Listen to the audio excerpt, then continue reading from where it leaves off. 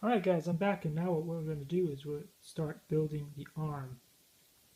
So we start with this piece right here, and what you want to do is put this other piece here right through it. Now the orientation of this piece is very important. If you get it wrong, you will know